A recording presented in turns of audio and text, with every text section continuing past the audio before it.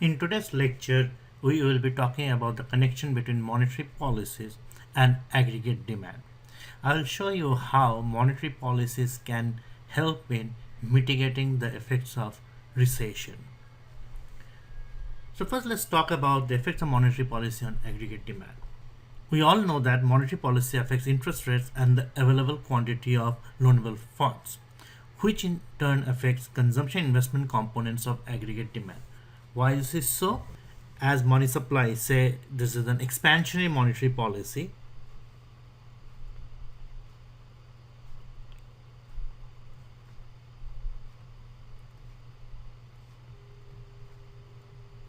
So as money supply increases, interest rate decreases. So I stands for interest rate. Now when interest rate decreases, it's easier to borrow. So as a result, your investment increases and consumption increases. We all know as investment and consumption increases, aggregate demand increases. So this is the basic connection between money supply, interest rate and aggregate demand, and it works through investment and consumption. So let's see how expansionary monetary policy can help to mitigate recessions. For the purpose, what I'm going to show you is a situation where there's a recession and recession happening because of decrease in aggregate demand.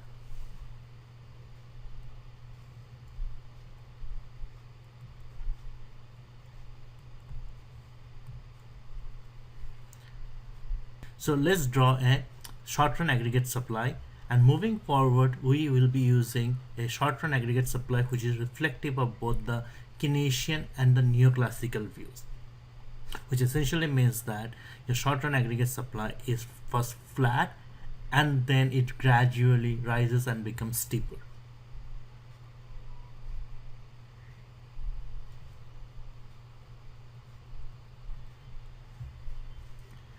Next, I will draw a long-run aggregate supply or potential GDP. So this is your long-run aggregate supply or potential GDP.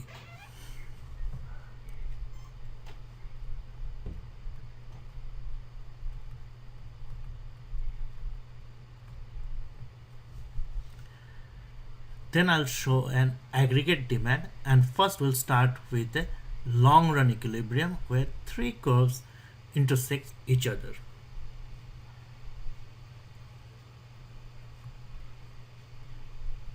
And this is your long run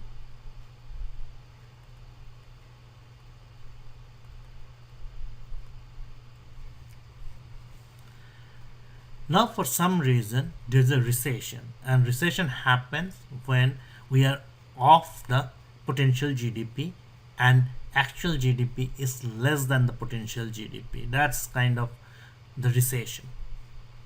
So to have a recession, we need to shift the aggregate demand curve left, and aggregate demand curve can shift left for various of reasons which might lead to decrease in consumption, investment, government expenditure or net exports.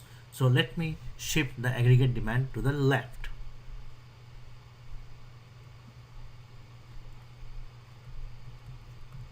So there's a left shift of aggregate demand from AD to AD1. As a result, we reach this short run equilibrium here at output Y.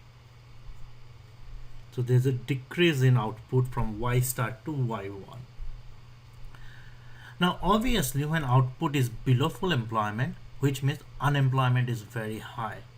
So what we need is intervention to ensure that we are back to the potential GDP, because we all know we can't sustain a high unemployment in a modern society. So our governments or policymakers needs to intervene to make sure we are in the long run situation so that unemployment is at natural rate or below, which is means under 5%. So how do we do that? One is monetary policy intervention. Suppose government comes in and they start increasing the money supply. So as money supply increases, interest rate decreases, which means your investment increases, and consumption increases, which means aggregate demand increases. So if central bank comes in and increases the money supply to decrease the interest rate we are talking about is the federal funds rate. That's what they target. So eventually what's going to happen, your aggregate demand will start shifting right. So your aggregate demand will start shifting right, and finally it will end up on this back here and at this long run equilibrium. And it's all happened because of expansionary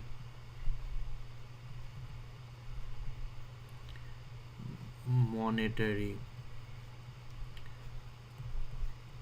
policy. So as a result, we are back to full employment level. And this is how the policy interventions can help to mitigate the effects of recession.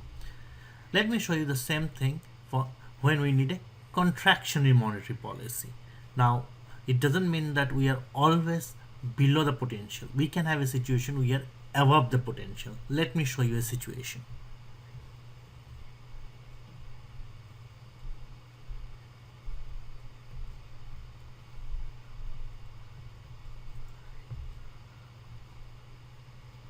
Let me draw a short-run aggregate supply.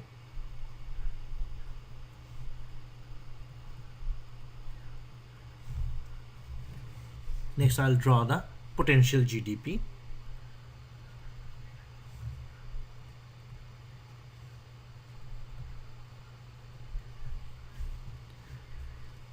Next, I'll draw the aggregate demand through a long-run situation.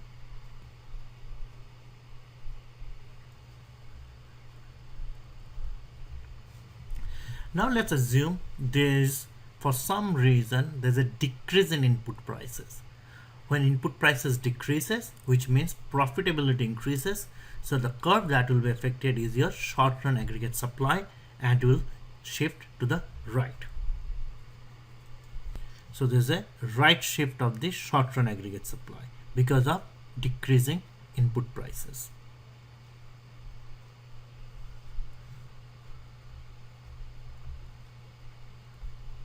So it's shifted right, and as a result we end up with a new short-run equilibrium here, which is y1. Now in this case, output increased from y star to y1, so now output is beyond full employment, which is a situation when output is above the potential GDP, which means basically economy is hitting up, which essentially means that unemployment is way below the 5% mark.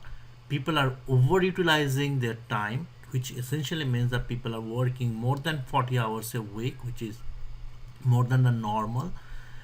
And also there are pressures in the economy because of this right shift of the aggregate supply, short-run aggregate supply. Now policymakers need to cool it down. And how do you cool it down? They can do contractionary monetary policy. And contractionary monetary policy means that they will decrease the money supply.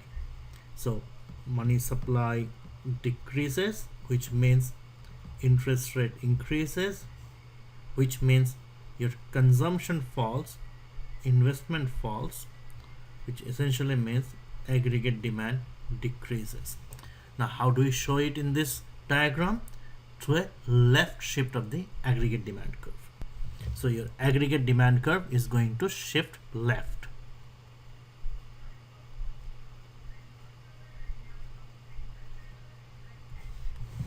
To AD1. So it's and this happened because of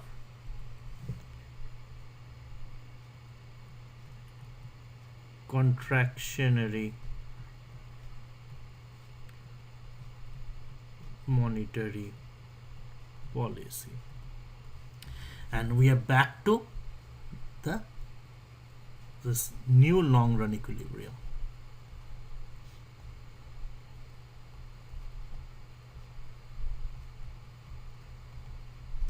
So we are back to full employment.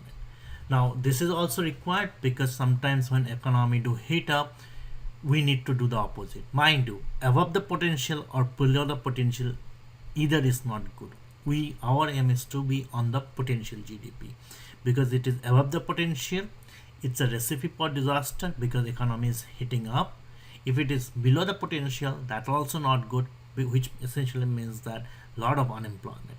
So policymakers try to keep the economy on the potential GDP, and this is how monetary policy affects aggregate demand.